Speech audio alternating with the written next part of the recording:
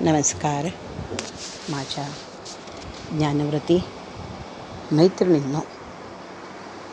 सीतेचं स्वयंवर झालेलं आहे. न भूतो न भविष्यती, आकाशाशी जडले ऐसे नाते धरणीचे.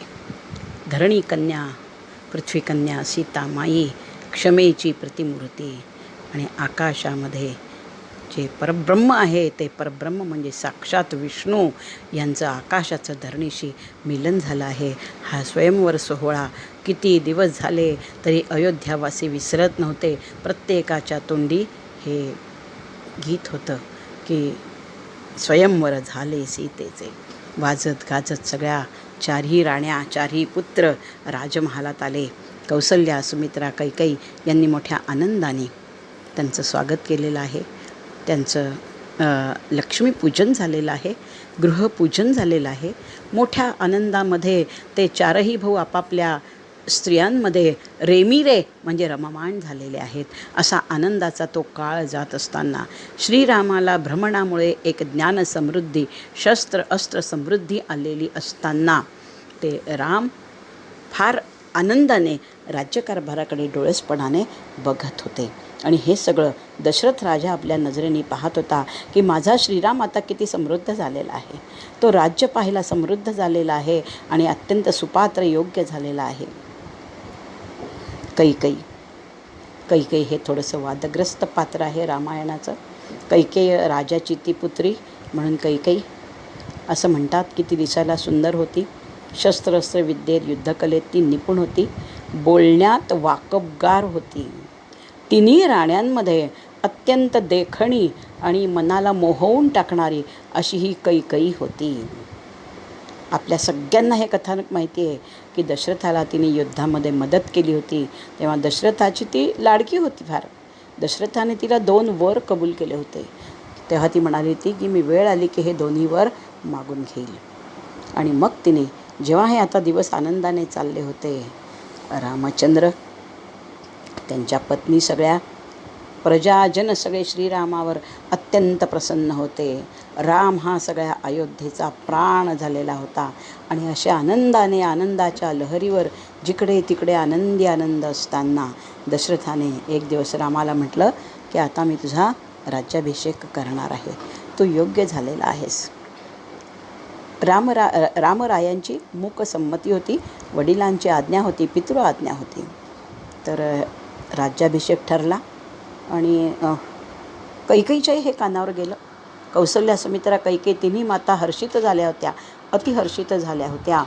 आणि त्या कैकेयीलासुद्धा विलक्षण आनंद झालेला होता की आता माझ्या श्रीरामाला राज्याभिषेक होणार आहे. कैकेयीचं रामावर भरता इतकंच प्रेम होतं. एक नाटक आहे संस्कृत, त्याच्यामध्ये कैकेयीला दुष्टतेऐवजी सुष्ट दाखवली आहे. तिच्या मनामध्ये श्रीरामाबद्दल आपल्या पुत्रासारखंच प्रेम होतं. त्यामुळे ती कैकेयी अतिशय आनंदित झाली होती. श्रीरामाला राज्याभिषेक होणार तेव्हा रामाची दृष्ट काढली तिने, रामाला जवळ घेतलं. माझा राम आता राजा होणार. पण हा पण असतो श्रोते हो, हा पाहता पाहता पौर्णिमेच्या तेजाला अमावास्येचा काळोख देऊन जातो. मंथरा दासी होती. मनहा मथनाती इति मंथरा. सगळ्यांच्या मनामध्ये कुविचारांची घुसळण करते ती मंथरा. तमोगुणी स्त्री होती. ही कैकेयीच्या माहेरहून तिच्याबरोबर सोबतीण म्हणून आलेली होती, तिची सखी म्हणून आलेली होती. आणि एक दिवस सौधावर उभी राहिलेली मंथरा, तिने अयोध्येमध्ये सगळा दिव्यांचा झगमगाट पाहिला, आनंदी आनंद पाहिला, गुढ्या उभारलेल्या पाहिल्या, रस्ते रांगोळ्यांनी सजलेले पाहिले आणि वाद्य वाजताना पाहिले, बायका नृत्य करताना पाहिल्या. एवढा सगळा झगमगाट अयोध्येमध्ये ती आपल्या सौधावरून पाहिला. आणि तिने चौकशी केली हे कशासाठी आहे. तेव्हा कळलं की उद्या रामाला राज्याभिषेक व्हायचा आहे. झालं. ठिणगी पेटली रामायणाची त्याच ठिकाणी. ती आली आणि तिने कैकेयीला सांगितलं की उद्या रामाला राज्याभिषेक होणार आहे. कैकेयी म्हणाली की मला कळलं आहे, मला खूप चांगलं वाटतं आहे, माझा राम आता राजा होईल. तेव्हा तिने सांगितलं आहे, वेडी का काय तुझा भरत आहे, तो रामा इतक्याच पात्रतेचा आहे, तुझा मुलगा सम्राट व्हावा असं नाही का तुला वाटत? आणि तुझ्या पतीने तुला वर दिले ते माग ना आता. असं खूप वेळ कैकेचं तिने, ज्याला म्हणतात आपण एक काउन्सिलिंग नाही म्हणता, आणि त्याला ब्रेन वॉशिंग केलं. आणि अनेक वेळा जेव्हा एखादी गोष्ट हॅमर केली जाते तेव्हा वाईट गोष्टी पहिल्यांदा डोक्यात उतरतात. रामाबद्दल इतकं प्रेम असणारी कैकेयी ती शेवटी क्रोधाने संतप्त झाली की ही गोष्ट खरी आहे, माझा भरत राजा झाला पाहिजे आणि मला 2 वर मागायचे आहेत. तत्क्षणी कैकेयीने काळी वस्त्र परिधान केली, सगळे दागिन्यांचा त्याग केला आणि क्रोधागारामध्ये जाऊन बसली. क्रोधागारामध्ये पूर्ण काळोख केला आणि मग ते क्रोधागाराचं दार उघडं पाहिल्यानंतर दशरथाला वाटलं की आज क्रोधागारात कोण बसलं आहे. पाहिलं तर कैकेयीने अतिशय दुष्टपणाने तिचे 2 वर मागितलेत, जे तुम्हा सगळ्यांना माहिती आहे. एका वराने भरताला राजा करा, दुसऱ्या वराने रामाला 14 वर्ष वनवासात पाठवा. पुढे तिने स्पष्टीकरण केलं आहे की मला 14 दिवस म्हणायचं होतं, पण दुःखातिरेकाने मी 14 वर्ष म्हणाली. हे त्या नाटकात कल्पना केली आहे, पण खरोखर तिने 14 वर्ष सांगितलेलं होतं. आणि असे हे 2 वर मागितल्यावर दशरथ मूर्छित झालेला आहे, लक्ष्मण संतप्त झालेला आहे आणि रामाला कळलेलं आहे की मला आता वनात जायचं आहे. पितृ आज्ञा पाळून दोघे होऊ रे कृतार्थ. पित्याची आज्ञा, आदर्श रामराजा, आदर्श रामराजा, संयमी, वशी, पितृआज्ञा पाळणारा असा रामराजा. त्याने तत्क्षणी वनात जायची तयारी केली. लक्ष्मणही आलेला आहे, तयार झालेला आहे. आणि फक्त प्रश्न सीतेचा होता. सीतेला विचारलं की किम व्यवस्थितम, सीते तू काय ठरवलं आहेस, तू काय करणार आहेस, तू इथेच राहा, आपल्या ह्या तुझ्या 4ही सासऱ्यांची तू काळजी घे. तेव्हा सीतेचं उत्तर आपल्याला माहिती आहे. पण तत्पूर्वी कैकेयीने जो दशरथाजवळ संताप व्यक्त केलेला आहे की माझे 2 वर तुम्ही मला द्या, नाहीतर मी काय करेन सांगता येणार नाही, त्याचं गदिमांनी खूप सुंदर रचना केली आहे श्रोते हो. मोडू नका वचनास नाथा, मोडू नका वचनास, भरता लागी द्या सिंहासन, रामासी वनवास, न लगे सांत्वन नको कळवळा, शब्द दिले ते आधी पाळा, आजोळाहून परत बोलवा झणी माझ्या भरतास, मोडू नका वचनास नाथा, मोडू नका वचनास. संतापाने काही बोललेली आहे. त्याचे संस्कृत शब्द तितकेच सुंदर आहेत.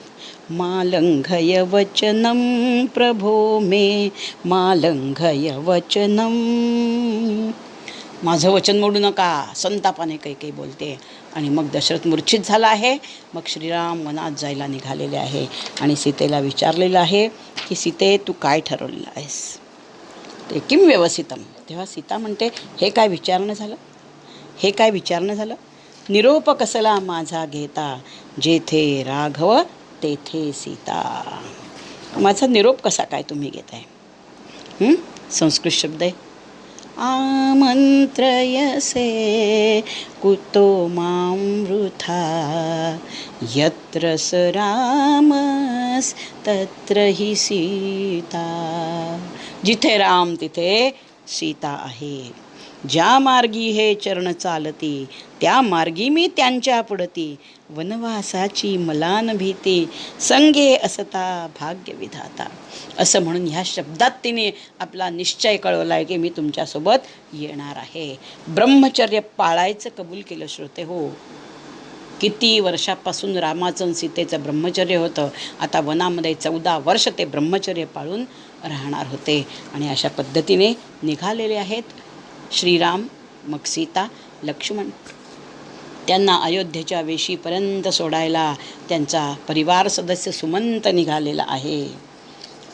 सुमंत रथ चालवत आहे आणि त्या रथामध्ये सीता, राम आणि लक्ष्मण बसलेले आहेत आणि त्या रथामागे अयोध्येचा विराट जनसमुदाय निघालेला आहे आणि सगळे रडत रथामागे चाललेले आहेत. सुमंताला सुद्धा रथ चालवणं उमजत नाही आहे. त्याच्या रामराजाला वनात जावं लागतं आहे, त्यामुळे तो सुद्धा अत्यंत दुःखी अवस्थेत आहे आणि सुमंत्र रथ चालवतो आहे. मागे विशाल जनसम्मर्द चाललेला आहे. थांब सुमंता थांब विरे रथ, थांब विरे रथ, थांब विरे रथ. असं म्हणतात त्याला सगळे लोक की थांबव हा रथ घेऊन तू पुढे जाऊ नको. म्हणजे रामाला सांगून उपयोग नाही आहे, म्हणून मग आता ह्यालाच सांगितलेलं आहे सुमंत्राला की थांब सुमंता थांब विरे रथ. असं सांगितलं तरी सुमंत्राला कर्तव्य करायचं होतं. पहिली रात्र त्या गंगा नदीच्या किनारी त्यांनी, गंगा नाही कुठली तरी एक वेगळी नदी आहे, त्या नदीच्या किनारी, बरोबर गंगाच नदीपाशी ते गेलेले आहेत. सुमंत्र तिथून परत आलेला आहे. आल्या दशरथाने विचारलेलं आहे की का रे, काय बोलला माझा रामराजा, तू सोडून आला तर काय बोलला माझा राम, काय बोलला माझा राम, असं विचारलं. करिता इतुके नम्र प्रणाम, बोलिला इतुके मज श्रीराम. असं सुमंत्राने निरोप सांगितला आहे की श्रीराम काहीच बोलले नाही, मला पितृआज्ञा पाळायची एवढं सांगितलं.